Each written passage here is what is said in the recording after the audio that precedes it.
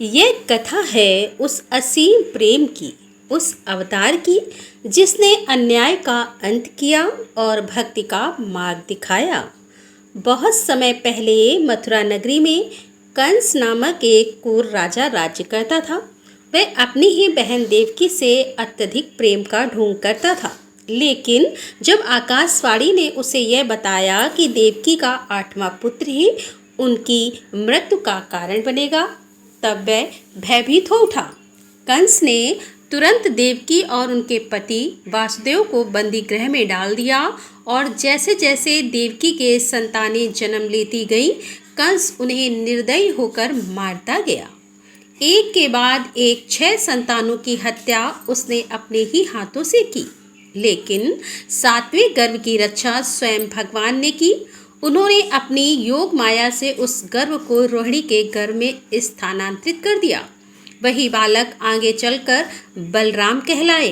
अब समय आया 8वें गर्भ का, और यह वही समय था जब पूरी सृष्टि सभी देवता और भक्ति से ओतप्रोत हृदय इस पृथ्वी पर भगवान श्री कृष्ण के आगमन की प्रतीक्षा कर रहे थे। आखिरकार भाद्रपद मास के कृष्ण पक्ष की अष्टमी तिथि मध्यरात्रि को, जब घोर अंधकार छाया हुआ था, जब संपूर्ण विश्व निद्रा में था, जब नक्षत्रों की स्थिति अद्भुत थी, तब भगवान विष्णु ने स्वयं श्री कृष्ण के रूप में देवकी के गर्भ से जन्म लिया। वासुदेव और देवकी के समक्ष भगवान ने अपने चतुर्भुज रूप में दर्शन दिए। उनके हाथों में शंख, चक्र, गदा और पद्म थे।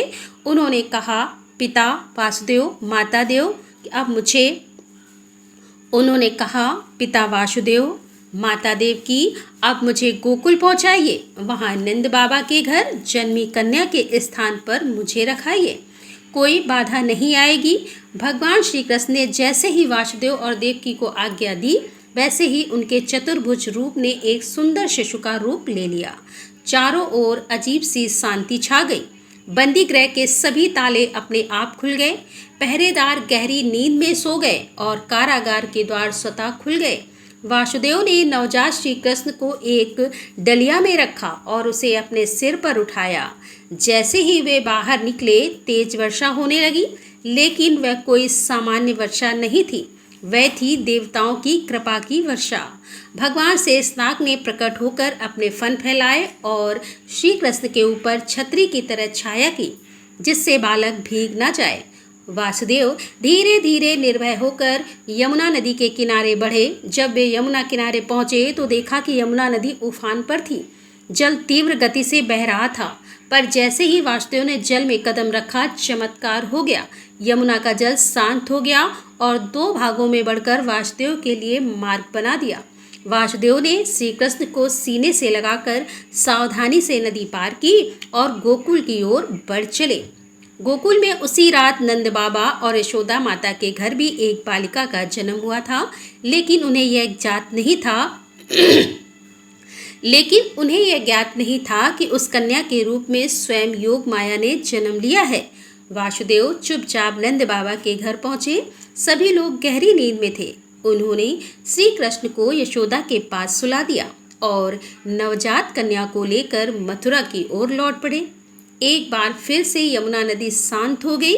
शेषनाग ने रक्षा की और वासुदेव सकुशल कारागार लौट आए।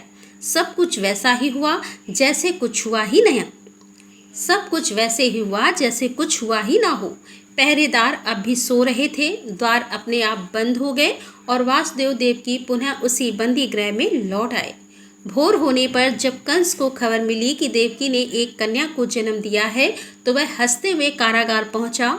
उसने वह कन्या को देवकी से छीन लिया और जैसे ही उसे पत्थर पर पटकने के लिए उठाया, वह कन्या उसके हाथों से छूटकर आकाश में चली गई।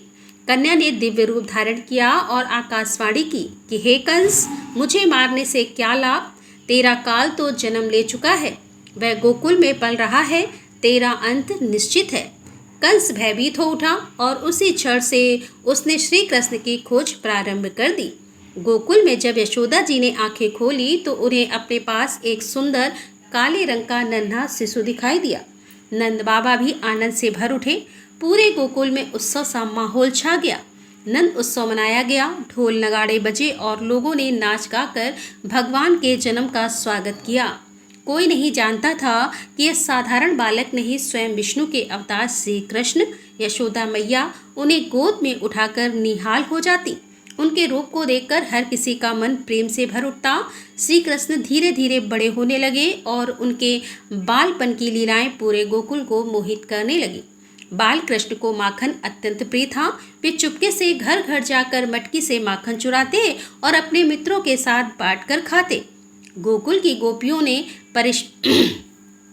गोकुल की गोपियाओं परेशान हो उठी। वे यशोदा मैया से शिकायत करती कि तुम्हारा लाला बड़ा नटखट है, सबके घर जाकर माखन चुराता है। यशोदा मैया मुस्कुरा कर कहती, मेरा लाला वह तो अभी छोटा है, वह कैसे चुरा सकता है। लेकिन जब उन्होंने स्वयं अपने लाल को मटकी फोड़ते देखा तो क्रोध में आ गई। उन्होंने श्री कृष्ण को रस्सी से बांधना चाहा, पर जितनी भी रस्सियां लाई वह कम पड़ गई। यह थी भगवान की दिव्य लीला, जिसे दामोदर लीला कहा जाता है। आखिरकार माता के स्नेह से बनकर भगवान बन गए। यही भगवान की करुणा है, जो भक्त के प्रेम में स्वयं को भी बांध देते हैं। एक दिन श्री कृष्ण को यशोदा मैया ने उखल से बांधकर आंगन में छोड़ दिया। तभी वह घिसकते घिसकते दो बड़े वृक्ष के बीच में पहुंच गए, जो वास्तव में नल कुंवर और मणिग्रीव नामक दो शापित देवपुत्र थे। श्री कृष्ण ने अपनी लीला से उन दोनों वृक्षों को गिरा दिया। वृक्ष गिरते ही उनसे दो तेजस्वी दिव्य पुरुष बाहर आए, भगवान को प्रणाम किया और बोले, प्रभु आपने हमें श्राप से मुक्त किया, हमें मोक्ष मिला, अब हम स्वर्ग को लौटते हैं। गोकुलवासी चकित रह गए। वे अब समझने लगे थे कि यह बालक कोई सामान्य शिशु नहीं है। अब आगे सुनिए। एक दिन की बात है कि गोकुल के पास ही यमुना नदी का जल विषैला हो गया था। कारण था कालिया नामक भयंकर 5 फनों वाला नाग, जो यमुना में आकर बस गया था। उसके जहरीले विष से जल में हलचल मच गई थी। पशु पक्षी मरने लगे थे और गोकुलवासी डरे सहमे रहते थे। गोपों ने श्री कृष्ण को उस ओर जाने से मना किया, लेकिन बाल कृष्ण तो साक्षात निडर परमात्मा थे। एक दिन खेलते खेलते वे यमुना तट पर पहुंच गए और सीधे जल में उतर गए। वहां उन्होंने कालिया नाग को ललकारा।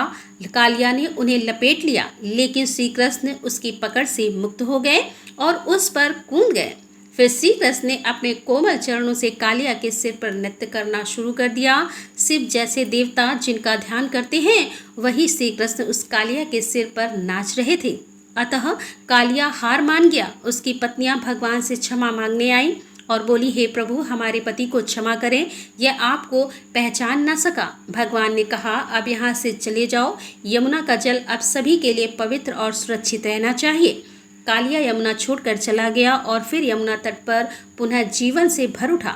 इन श्री कृष्ण के मित्रों को तालवन में मीठे मीठे फल खाने की इच्छा हुई, परंतु वहां एक राक्षस धेनुकासुर का आतंक था, जो गधे का रूप धारण किए हुए था। श्री कृष्ण के बड़े भाई बलराम ने धेनुकासुर को पकड़कर धरती पर पटक दिया और उसकी समाप्ति कर दी। इस प्रकार तालवन पुनः सुरक्षित हो गया। इसी तरह एक और राक्षस आया, बकासुर, जो बगुले का रूप लेकर श्री कृष्ण को निगलना चाहता था, परंतु भगवान ने एक ही झटके में उसके जीवन का अंत कर दिया। गोकुल के लोगों ने जब यह देखा तो वे श्री कृष्ण को और भी श्रद्धा से पूछने लगे। उन्हें अब समझ में आने लगा था कि यह लीला पुरुषोत्तम है, जो बालक के रूप में राक्षसों का अंत करने आए हैं। गोकुल में राक्षसों का आतंक बढ़ता ही जा रहा था। कभी पूतना, कभी तृणावर्त, कभी संकटासुर, एक के बाद एक असुर श्री कृष्ण के जीवन पर आक्रमण करते, लेकिन हर बार प्रभु अपनी लीला से उनका अंत करते। तब नंद बाबा ने संकल्प लिया कि अब गोकुल को छोड़कर वृंदावन चलना चाहिए, जहां श्री कृष्ण और सभी ग्वाल बाल सुरक्षित रह सके। सभी गोकुलवासी बैलगाड़ियों में बैठकर वृंदावन आ गए। यहीं से श्री कृष्ण की लीलाओं का अगला अध्याय आरंभ हुआ। प्रेम रास और भक्ति से परिपूर्ण वृंदावन में हर वर्ष इंद्र देवता की पूजा की जाती थी, लेकिन श्री कृष्ण ने सबको समझाया कि वर्षा तो गोवर्धन पर्वत की कृपा से होती है। वृक्ष, पशु, पर्वत ही हमारे सच्चे रक्षक हैं। गांव वालों ने इस बार इंद्र की पूजा ना करके गोवर्धन पर्वत की पूजा की। इंद्र को क्रोध आया। उसने मूसलाधार वर्षा शुरू कर दी और आकाश से बिजली कड़कने लगी। वृंदावन जलमग्न हो गया। तब नन्हे श्री कृष्ण ने अपनी छोटी सी अंगुली पर गोवर्धन पर्वत को उठा लिया और 7 दिन 7 रात तक समस्त वृंदावन वासियों को उसकी छाया में सुरक्षित रखा। इंद्र को अपनी भूल का एहसास हुआ। उसने भगवान से क्षमा मांगी। इस तरह श्री कृष्ण ने सिखाया, सच्चा देवता वही है जो सबकी रक्षा करे, अहंकार नहीं करे। श्री कृष्ण अब वृंदावन के सबसे प्रिय बन चुके थे। गाय उनके पीछे पीछे चलती, गोपियां उनके नाम से गीत गाती और राधा राधा का नाम श्री कृष्ण के नाम के बिना अधूरा लगता है। पूर्णिमा की रातों में जब चांदनी धरती पर उतरती है तब श्री कृष्ण बांसुरी बजाते हैं और वृंदावन की गोपियां सब कुछ छोड़कर उस स्वर्ग की ओर खींची चली आती हैं। बांसुरी की वह धुन, वो रास, वो प्रेम शब्दों से नहीं केवल हृदय से महसूस किया जा सकता है। रासलीला हमें सिखाती है, भक्ति में जब प्रेम पूर्ण हो जाए तब वह भगवान तक पहुंच जाती है। इस प्रकार श्री कृष्ण ने अपने बचपन में ही अनेक असुरों का अंत किया, गोपियों को सच्चे प्रेम का अनुभव कराया और संपूर्ण वृंदावन को भक्ति में रंग दिया। यह कथा केवल भगवान के जन्म की नहीं, यह कथा है आशा की, प्रेम की और उस विश्वास की जो हर संकट में हमें बचाता है। जहाँ जहाँ धर्म की हानि होगी वहाँ वहाँ श्री कृष्ण जन्म लेते रहेंगे। जहाँ प्रेम होगा वहीं श्री कृष्ण होंगे। जहाँ बांसुरी होगी धुन वहीं होगी, वहाँ राधा कृष्ण होंगे। प्रिय बहनों और भक्तों, अगर आपको यह कथा अच्छी लगी हो तो हमारे चैनल को सब्सक्राइब कीजिए ताकि अगली बार जब भी कोई नई प्यारी और दिव्य कथा आए वह सबसे पहले आप तक पहुँचे। आप सभी पर भगवान श्री कृष्ण की कृपा हमेशा बनी रहे। राधे राधे।